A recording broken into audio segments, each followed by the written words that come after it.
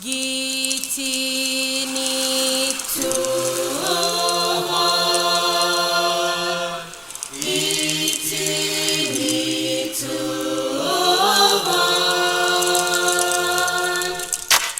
In a time before, when events were recorded in song, story, and upon cave walls, the accidental passing of ships in search of a route around the world changed the lives of the people they called ladrones. It is written that on March 6, 1521, Portuguese navigator and explorer Ferdinand Magellan discovered Guam after a passage of 3 months and 20 days across the Pacific from the strait that bears his name. Upon arrival at Guam, Magellan's flagship, the Trinidad, and its 2 companion vessels, the Victoria and the Concepcion, made their way to Humåtak Bay and anchored offshore. A flotilla of swift-sailing canoes set out from shore for Magellan's flagship. The natives climbed aboard the Trinidad and took what they wanted, especially iron. Unable to manage the natives, Magellan ordered his men-at-arms to take aim at them with their crossbows. This prompted the CHamoru to leave in haste, but not before they had taken the captain's skiff. Intent on replenishing their supplies and avenging the events of the previous day, Magellan organized a landing party the next morning and led his men to shore. The Spanish burned down the houses of the first village they found, driving villagers into the jungle. 7 aggressive CHamoru confronted Magellan's men, but the Spaniards killed them and burned their canoes before returning to the ships with their skiff and provisions. 3 days later, Magellan left Guam and named the archipelago Islas de Ladrones, the Isles of Thieves. Although it is not absolutely certain that Magellan landed at Humåtak, still it is fair to say that Guam was the pivotal point in the success of that expedition's journey around the world. The following presentation will highlight the historic context of historic sites in the village of Humåtak that are on the Guam and National Register or otherwise are listed on the Guam Historic Properties Inventory. The sites were selected for their historical significance during the Spanish period in the Mariana Islands from the 1700s to 1898. It also includes natural and cultural resources of historical significance which are located along the southwest coast of Guam from Hagat to Humåtak. 6 individuals representing the fields of oral history, architecture, archaeology, history, and historic preservation is intended to bridge the gap between the past and present, even as they underline the value of historic preservation. Our lineup includes Marjorie G. Driver, Associate Professor and Curator of the Spanish Documents Collections at the Micronesian Area Research Center at the University of Guam. She is the only remaining founding member at MARC. Architect Jack B. Jones, an original member of the Guam Historic Preservation Board, who in the early 1980s was part of a team headed by the Pacific Studies Institute, which stabilized the San Jose fortification at Humåtak. Jack also conducted a building survey of Humåtak structures at that time. Alejandro Teodoro Blas Lizama, a Vietnam veteran and a retired historic preservation specialist too, with the Guam Historic Resources Division at the Department of Parks and Recreation. Joe Quinata, Chief Program Officer at the Guam Preservation Trust, who initiated the planning, organization, and research for the restoration of the Nuestra Señora de la Soledad fortification in 1992. Dave Lotz, author and outdoor enthusiast, and a former Deputy Director of the Department of Parks and Recreation, which oversees the Guam Historic Resources Division. Leonard Zahnen Iriarte, assisting oral historian on this project, who will share his perspective after 3 weeks of fieldwork at Humåtak. Exploring the coastal area reveals the phenomenal architecture of Spanish bridges and cultural resources along the numerous bays from Hagat to Humåtak. You can get a real sense of the island's volcanic characteristics if you follow Dave Lotz on one of his Saturday hikes along the coast. Dave has been hiking the southwest coastal area since his arrival at Guam in the early 70s. Part of my outdoor interest is hiking, whether it was in college in Colorado and when I came here in the Navy in 1970. Just started to hike the different trails, and naturally one of the finest trails on the island is from Nimitz Beach area in Agate down to the village of Umatac, because you go by some phenomenal headlands of volcanic interest, and then of course you go by 3 of the 4 bays that are along that coastline. You end up at Umatac Bay, but the ones you go along are Sella, Seti, and Fua bays. And then naturally when you, at least to me it's natural, when you begin to explore areas like that, it perks up an interest. Well, what's the natural and what's the cultural history of these areas? And you begin to do some research, and you discover that each one of those bays had a CHamoru settlement. Well, of course it makes sense, because it's a great place with freshwater streams, offshore fisheries, great place for copra and other vegetation that provide crops for the people. And you look into those areas and you discover that there are cultural resources. You've got the latte at Sella Bay, and then of course as time went on, the Spanish came along, decimated those bays, at least the population they decimated in the bays of the people who were living there. And then towards the end of the 1800s, you see a couple artifacts that are still left, such as the old Spanish bridge, which was part of a coastal road the Spanish began to construct. And of course, near the bridge is the Spanish oven. The village of Umatac is generally regarded as the most important historic site in southern Guam. The village's historic importance derives from its key role during the period of European exploration and Pacific expansion in the 1700s. The route along the southwest coast of Guam presents another entry into the Spanish period on the island. During this period, Humåtak was the favorite port of Manila galleons, international expeditions, whalers, and the occasional pirate ship. But even prior to its significance during the 18th century, Humåtak was a favorite anchorage of earliest navigators, plying the Pacific because of the ease in which they could secure fresh water from the Salupa River. The value of the Salupa River is underscored in this illustration of the Nuestra Señora del Carmen Battery. The battery was positioned so as to protect the mouth of the river and the bay from any threat from the sea. The Salupa River was a precious asset that had to be protected. In commemoration of Magellan's landing at Guam, a monument was erected by the Guam Teachers Association in 1926 along the Salupa riverbank at Humåtak.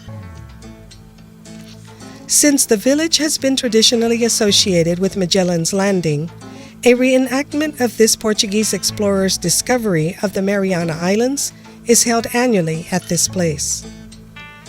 The inscription on the metal marker mounted on the concrete pylon monument facing east towards the hills reads, 1480 to 1521, Ferdinand Magellan landed near this place, March 6, 1521.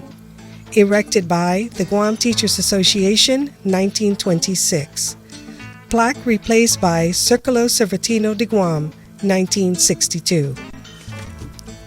So while Magellan arrived at Guam in 1521, Spain ruled Guam from 1696 until 1898. And as Manila galleons and other ships during the Pacific expansion period made Humåtak their primary harbor for its precious water supply, the Spanish built a settlement there. Marjorie Driver describes the village at the height of the Spanish rule in 1792. You can see the men who are filling the barrels of water. You can see the 3 gun emplacements there and the embrasures. And this particular drawing is from 1792, which is from the Malespina drawing. And this is probably one of the best representations we have of the village of Umatac at its height. It shows you Fort Santo Angel up on the promontory, on the rock. You see the two ships on the outside. You see the palace, the governor's palace. And the reason for the palace was, of course, that the governor had to anticipate the arrival of the galleons in April or May. So a whole entourage moved by boat from Aguon to Umatac. And for a long time there is an encampment, or there is a post of soldiers in Umatac to protect, because they unloaded the ships here, the galleons, and there's a big warehouse which is set up and so forth. And this little picture also shows a school. So it was quite a large settlement. But once the galleons stopped coming in the early 1800s, this little village just disappears practically. The Nuestra Señora del Carmen Battery was built in 1565 to protect Humåtac's water supply and tactically positioned at the banks of the Salupa River. It was one of 14 Spanish fortifications built to defend Guam's coastline and was located on the site where the Humåtac's mayor's office is today. It was nothing but a little battery. It is one of the few forts that had embrasures, that it is aimed at the mouth of the bay. We have to realize that the ships did not come into the bay. The only ships that came into the bay were the small boats that came in to take the barrels of water from the bay. The ships actually anchored outside Fort Santo Angel. In fact, in this one, you can see the ship outside. So the importance of this little battery was the protection of the water, and also if you had a ship there, he was in direct line of being shot if they didn't want him here. So the first fort is this one, which was called Nuestra Señora del Carmen. Later it has another name, and it's called Santa Barbara. Santa Barbara is the saint of warfare or wars. In the mid-1700s, 3 additional fortifications were built at Humåtak as a precautionary measure because the Dutch and the British were becoming greater threats to Spanish possessions. The first was Santo Angel, which was positioned at the northern promontory of the bay. Art Anson, who was in Tinian for a number of months in 1742, his sailors had already seen that there was a gun emplacement here. So we know that there was a gun emplacement probably long before the fort was actually put together. And there was always a lot of debate as to how to get the guns up there, how to get the ammunition up there, and so forth. And therefore, they built that long stairway. The thing which was very damaging for that particular little place for a long time was the ironwood tree that was growing up out of it. The actual building of a wall and so forth is Governor Olavide y Michelena. One governor sort of refused to try out the guns because he was afraid that the repercussion from the guns would damage the rocks. They were afraid that if they had reason to use very many guns there, it would shatter the rock, the repercussion from the guns.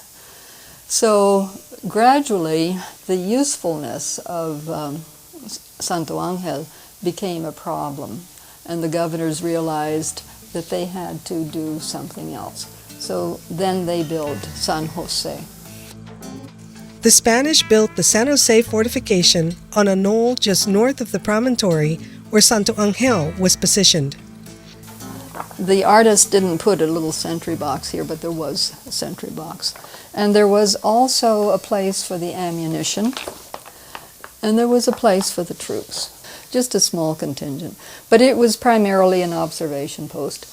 There are 2 or 3 other vihias, which are high points on some of those mountains where they kept watchtowers.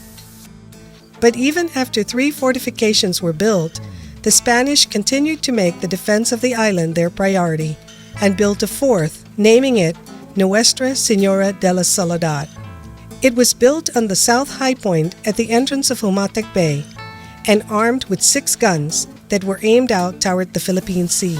Which has some, actually this is showing embrasures or dips for guns. It's what they call a barbeta. And that simply means that they place the guns and they shoot over the wall. This particular drawing shows you the basic component parts of Soledad. The sentry box with its finials here and here, which were very quickly knocked off after the fort was refurbished, unfortunately. It had here 2, 4, 6 guns which were movable, and they could be moved on the esplanade.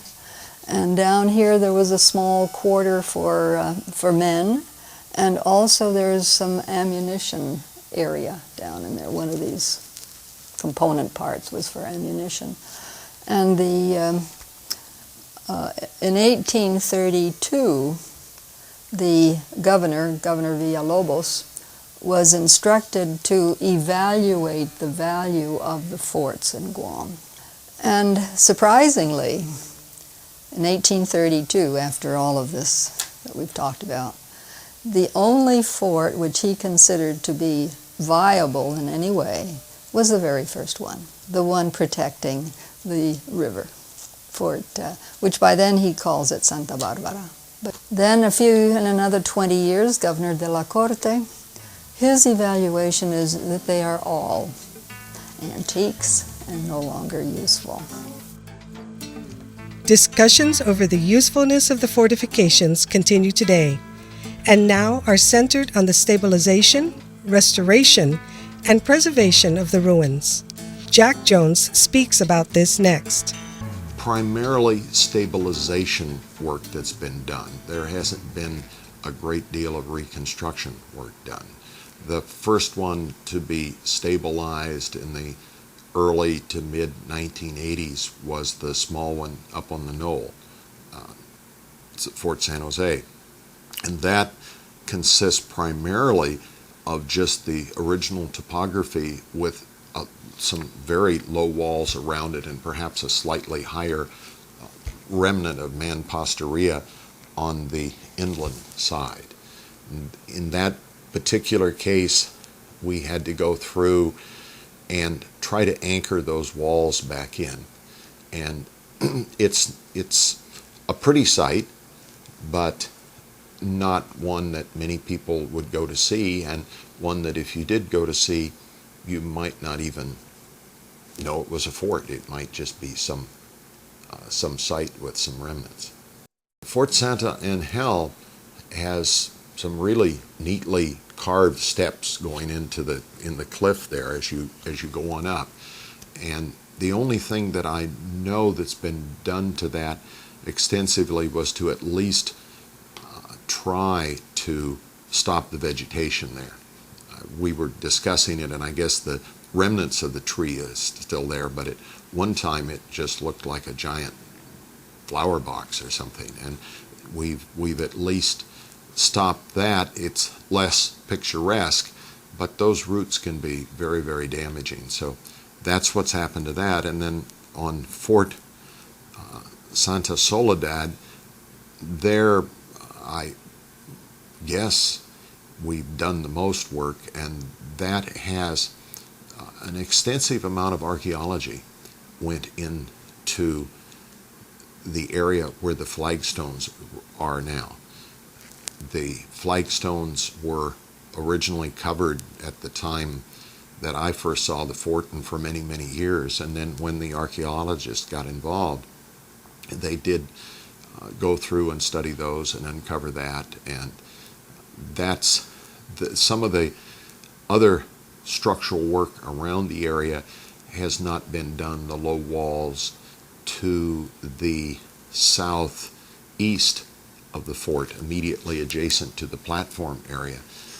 That area, there was some discussion of restoring that structure and of trying to restore it with an authentic roof on the low barracks area that's in there. And of course, that has a lot of pitfalls to such work, because if you restore it like it historically was, it'll blow away like it historically did.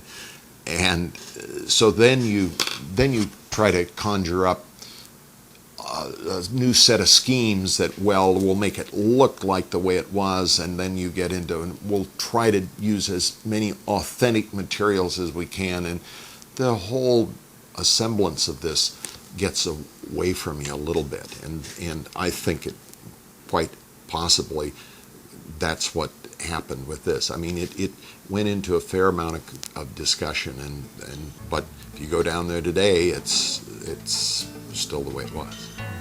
Now, besides the Spanish fortifications at Humåtak, the Japanese built a pillbox after the 1941 invasion in their effort to secure Guam's coastline.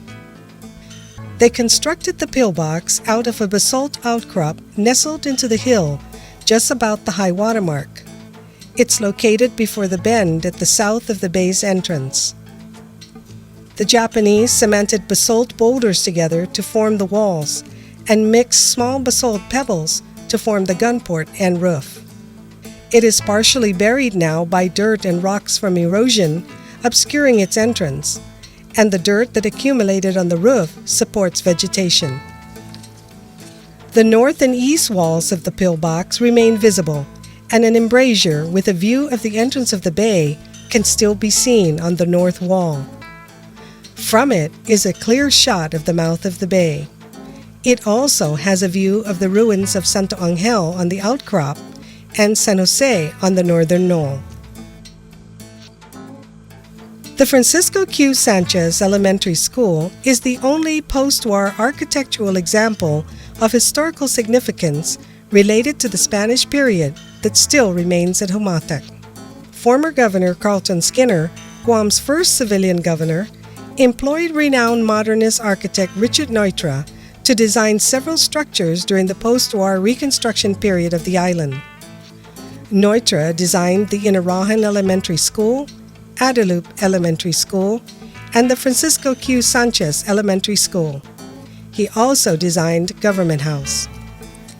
Construction of the Sanchez Elementary School was completed in 1953, and these many years later, 3 of the 4 structures mentioned earlier have been remodeled, distinguishing the Francisco Q. Sanchez Elementary School at Humåtak as the only example of Neutra's architectural style on Guam.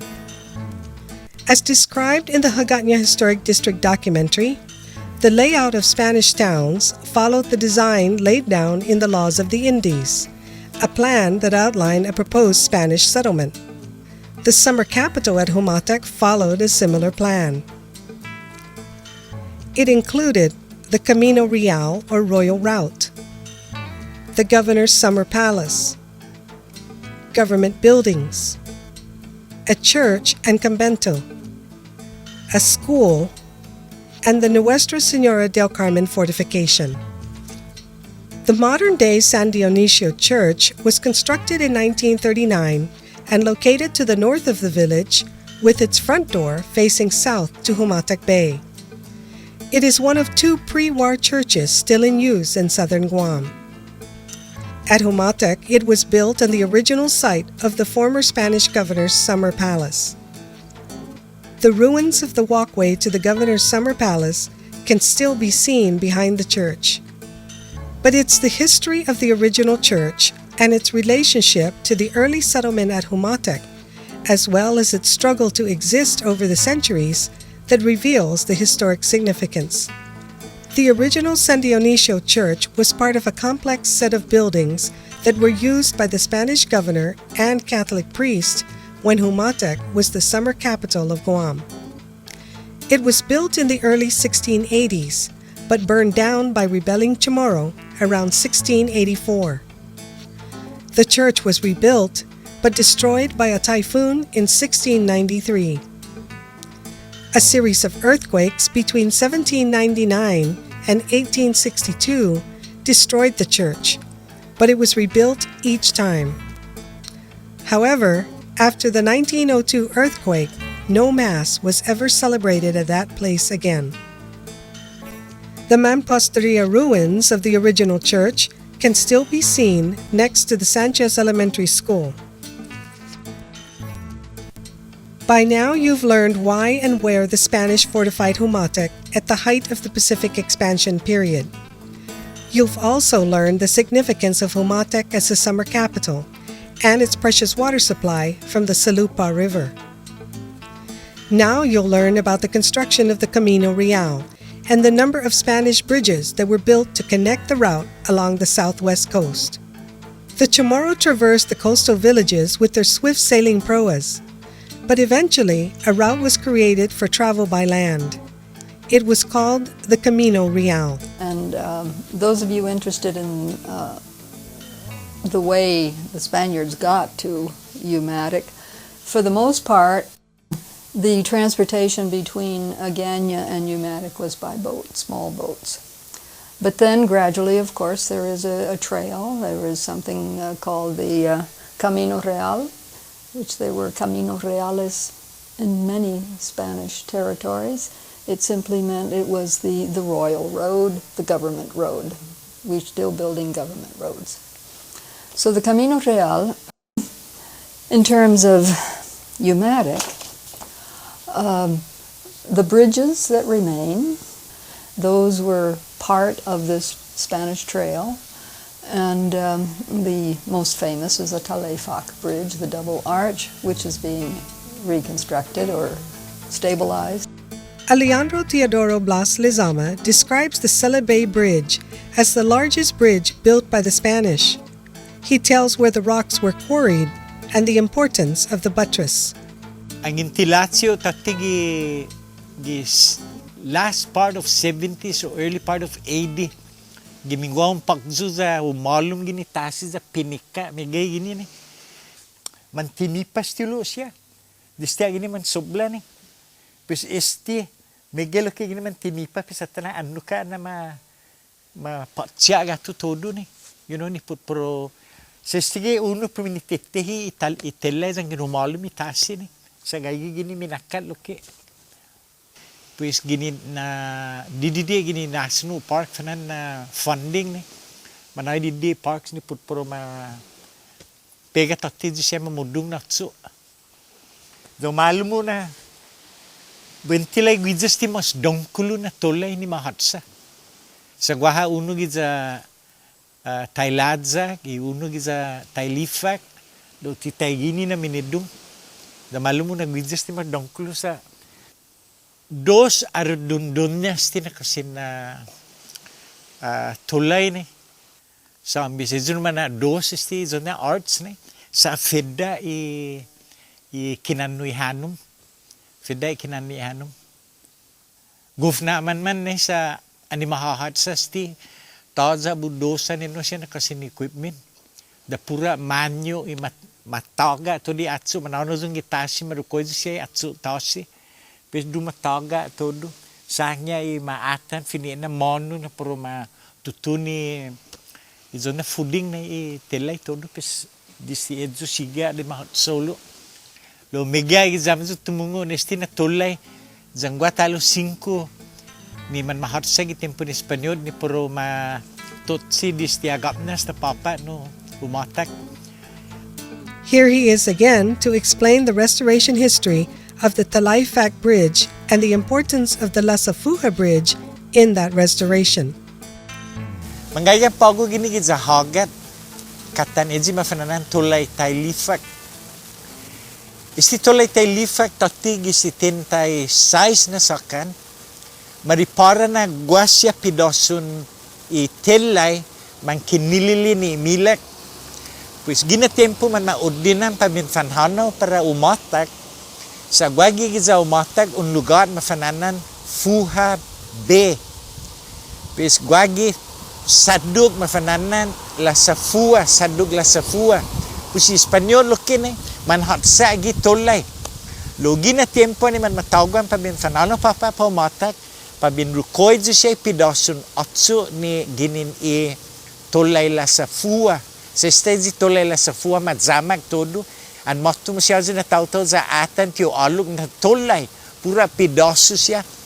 Zano maulik na matsuli siya na pidaso za mapega gini. Sa statisinya na tolay la Safua mahat sa tati din rebo. Pues zaw na in tingo na unggan gining wat tolay gi la Safua River. Pudi tadung papa siya ni gaigi ji saduk. Zanim papa kizip kana 10 pie hulu. Pues bidan mamin sili 10 ezili maaluk no tin roofing. Pesin debla di dede pesin secure. Pesin pega tali. Pesin sili sin den pega papa ni gaigi siya pidasun atsu ni pabin sili. Pues impega atsu gilisin pesin batongga ni jeep hulu atsu. Zagwagi na atsu kana 150 no libras niya, minakat niya. In rukoy kana 20 pidaso nezi ginin tolay la Safua. Sa pumausa ginin ni putporo ma-replace todo di man naigwi ni man finagasin ni nilak. Dave Lotz describes the skill of the masons and the number of bridges that were built to link the villages along the west coast.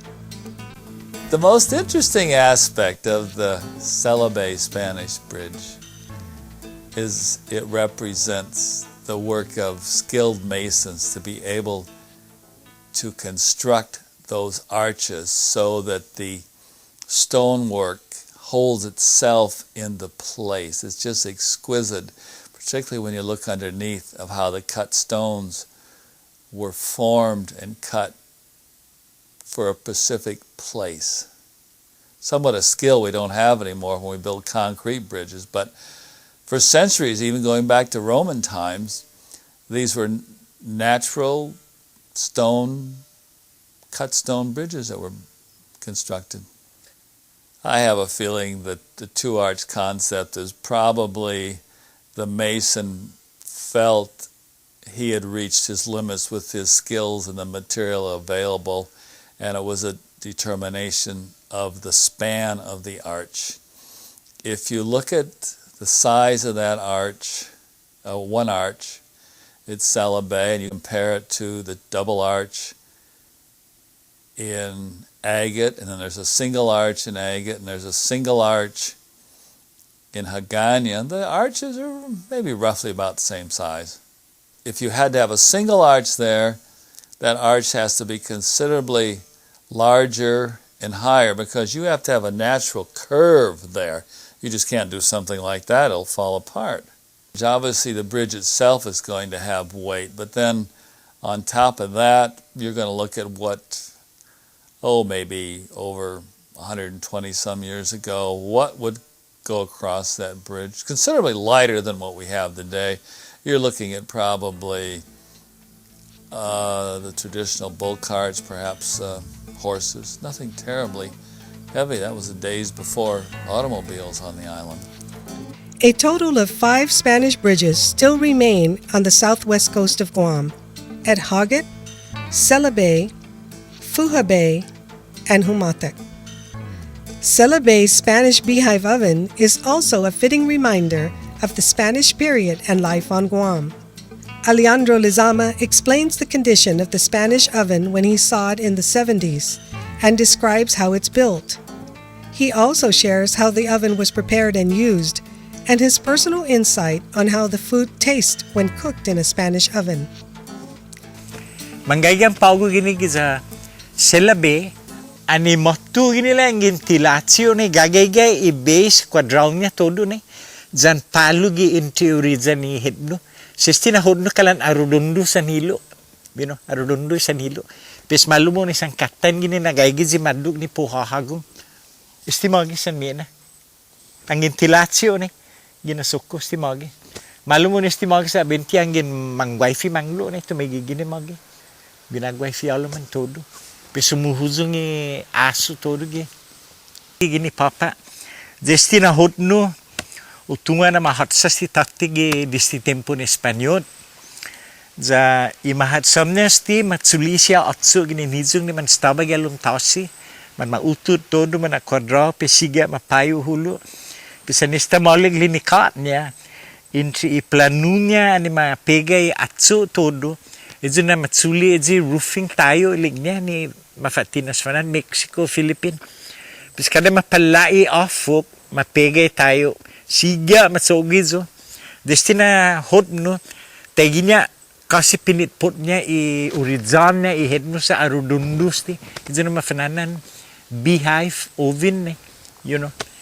Za sugungi posisyon na sinahod no kana umahlo mo na guina tempo ani kababalisa todo sti sa mauusa gina tempo kana sinabenti mahod no sta size na litson sugungi posisyon na kana malum size na litson you know na mediano na tagini todo na tempo ni angin gigun mo na dyan laksi letso ng todo pa di manok pa pan ni pumahod no todo ni matsuli mega gasas da sigya di masunggi gasas gi halumihit no janista matu minay penya ito na mabalyo dyan apu siya todo kasi ito na slide halum hafa pumahod no jat sadik siya no Anista madblongkolong to dia gasas de siga masunggi so you know siga hit nung isa nalo mo maipi todo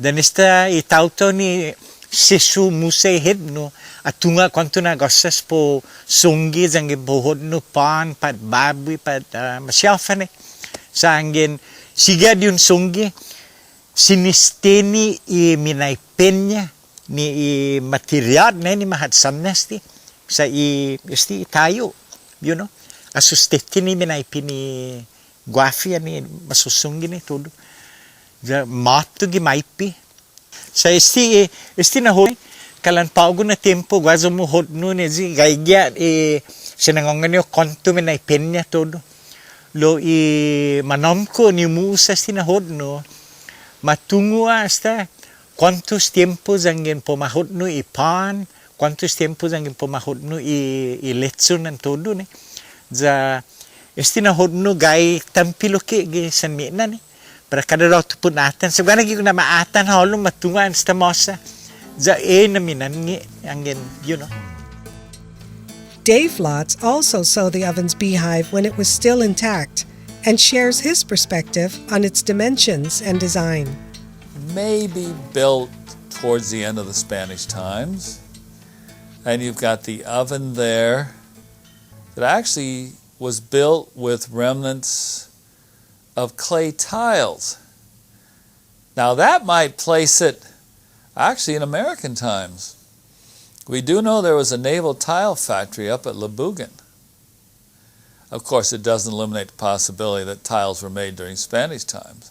When the Spanish oven in Sella Bay was intact, it was, you can tell its width already. It's probably, base of 8 feet and may have had a height of, I'm thinking, could go 8 feet or so. And these were large masonry structures where you would place a fire inside and the fire would heat up the masonry material. Then you remove the fire and place inside what is to be baked. That was the principle involved. You will find that sort of oven elsewhere in areas of the world that the Spanish colonized. And of course, cooking took time.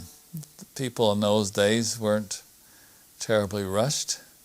I searched our own family photos of the island, and the earliest one I could actually find of the oven was 1973, but the dome had already collapsed. Not certain how it collapsed. It's hard to say. It could have been a storm, it could have been vandalism, it just could have collapsed under its own weight. Jesuit missionaries introduced the oven to Guam sometime in the late 17th or early 18th century. This serves to prove that the Jesuit order were agents of cultural change. Fuha Bay is an important prehistoric and historic site, since Fuha Village is believed to have been populated until after 1852. The bay and village were also part of the Camino Real. Fuha Bay at one time even had a Spanish air church in it. There's some cut stones of a Spanish bridge there. There's obviously an archaeological site of CHamoru times. And then, of course, you've got the legendary Fuha Rock at the northwest corner of the bay. The ruins of Spanish bridges, the beehive oven at Sedza Bay, the original San Dionisio Church next to the Sanchez Elementary School, and the 4 Spanish fortifications at Humåtak are evidence that the Spanish thrived in the village during the early discovery period. But the ruins also speak of how they fell into disuse when Mexico received its independence in 1815. The French expedition, led by Captain Louis de Frezanay in 1819, made the first reference to Humatac's Nuestra Señora de la Soledad fortification. At one time, rumors of hidden treasure under the fortification's foundation further contributed to its disrepair. Joe Quinata led the planning and research for the restoration of the Nuestra Señora de la Soledad fortification and is here to tell of that process. No, gagito gini pabekwentusi ho put I garitan I Señora Nuestra de la Soledad giza Humåtak. Importante este na garita sa no gi tempon I Espanyol no Humåtak mas primets na lugar ni manhahalong I batko siya ginin I maalok I galleon trade man spipia no provision nengkano hanum para I hinaw niya para Philippines pat Asia za mahatsa este na garita pud dos na punto pud putehi I batko siya contra I contrayon I Espanyol. I segundo no mahatsa este po fanlii I contrario siya na manlisto I lugar gini po fanggera como manhalom. Pes no este mas importante I garita anay gitempon I Espanyol. No gua gini no sagan Sindalo, gua sagan Guatia, gua Chesna Canyon, gua Esplanade pat I Plaza gigarita. No ti castizo este na garita. No mas di bateria kini castizo sa ti protete I Espanyol ginin konchan I tau-tau-tono maprotetehi kontra I Espanyol gi tasi. Man interesado ham ni garitan Soledad sa no Libyano no man mato halom I bisitata no zan I tau-tauta ni po fanli hafa tamano no bidania gitempon I Espanyol. Pesin in estudia in faisen todo I tau-tau siya ni tau-tau I expert gi tempon Espanyol no hafa mas patatsogi ni pata restore este na lugar. Pesa sumaunaw I tau-tau Mexico I archivo I archives I architectural historian zan I architect Tauta Mexico za manyaw con todo y canteros y stone cutters ma Fanlalai'an no manyaw za insegi todo y giza no Humåtak. Estige magi gini no sagan i Sendalu i oficinan Sendalu i sagan i Pakisia zani sagan i bolan i Canyon importante na i sagan i Sendalu sa manggagi todo i puppet sia ni Izonia no diary par hafa no hafa tamano macogi todo hafa i garita no anay moto halum i archaeology sa inisita in studia hafa mas no gagi no hafa na aktividad no gininitan pun Espanyol gini pesin in recover ni archaeologists na bonito na oficina sa mapenta za sinya in lia no ipentanya i oficina sa in Guadok i huzong todi i edda no desde esta 200 years na accumulate na oda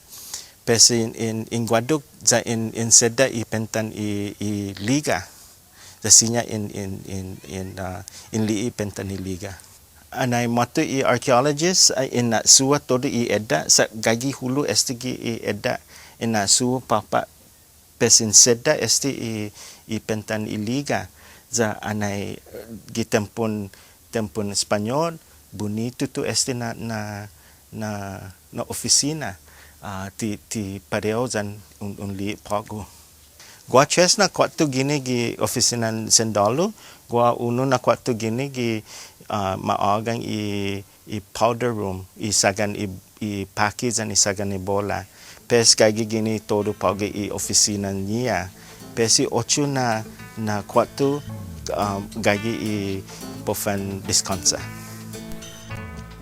And now here is Jack Jones on the value of preservation and restoration, and Humotac's greatest asset. I think the key to the beauty of Umatac, to its current situation, and most definitely to its potential, is its natural setting. As you come down, you wind around, you go through the village, the bay is there, the mountains are in the background, the travel down the road to the village, that inland road through the mountains is great. And I think that everything else that's down there is just an extra plus. So there's no question that the village has a handful of very authentic historical structures there, the forts and the church ruins. And we also have a series of etchings from the Freycinet and that type of adventure that also document the significance of the village. So the potential there isn't in the remaining vernacular architecture or that type of thing. It's in the historic Spanish era buildings and then the natural terrain.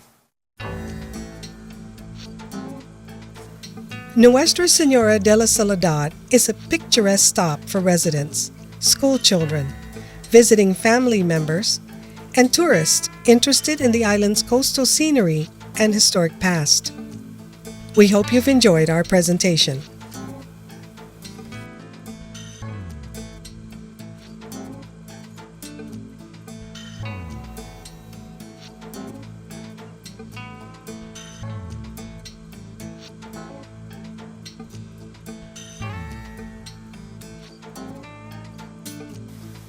In the last 3 weeks that I've been working here in Humåtak on these historical sites, I have come to realize that I have been espousing a very emotional view of the events that happened here after the Spanish arrived in these islands. And I've come to realize that it's necessary to look at the historical events here from a broader perspective, taking into consideration what was transpiring in the rest of the world as Europeans were moving out of Europe and exploring other areas, especially here in the Pacific. And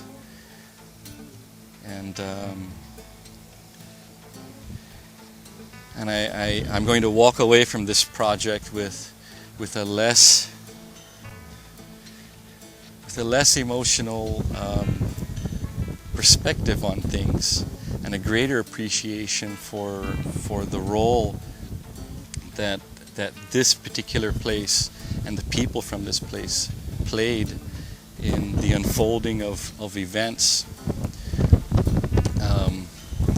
on a much wider scale historically. I think my emotional opinion came from two sources. The one from within myself, and the second I kind of inherited from others who are students of the old culture, who have an interest in politics, and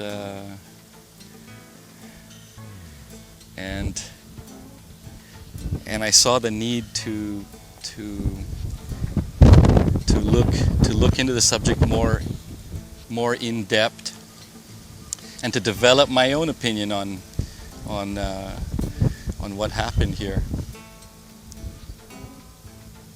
But an opinion that's based on fact and not emotion.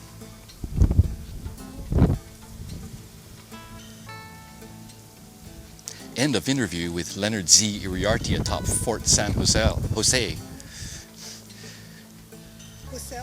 Yeah. I'm tired.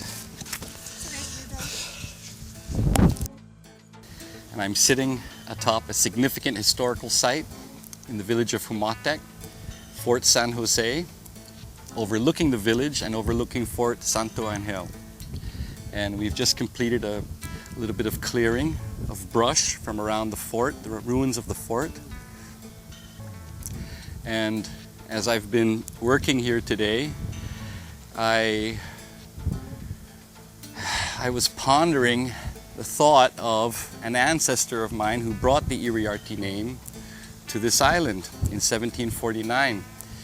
He was a corporal in the Spanish Army and was stationed here from Cebu in the Philippines at a time when the Spanish were building their defenses here in the islands.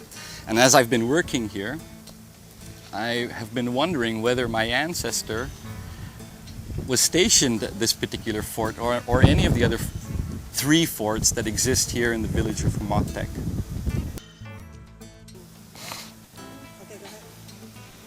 This has been a most interesting experience for me because it has provided me a little bit of insight into the mind of the individual who planned these defenses for this particular part of the island. And I can see how the Spanish of that time period valued this location. And I'm at a loss for words.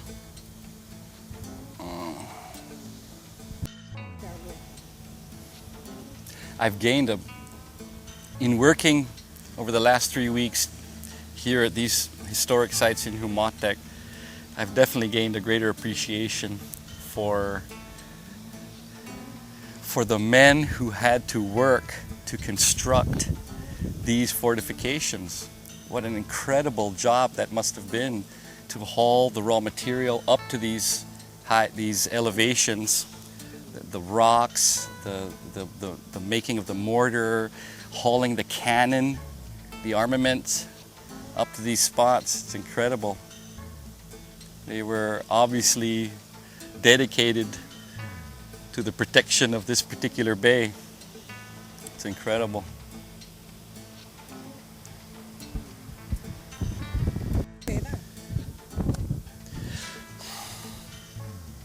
I have always had a great appreciation for historic preservation efforts on this island, but my appreciation has increased, especially in the last 3 weeks, now that I've had an opportunity to stand on these historic sites and see them in a more intimate way up close. Stand where my ancestor perhaps stood, and it's a little humbling. It's a little humbling for me.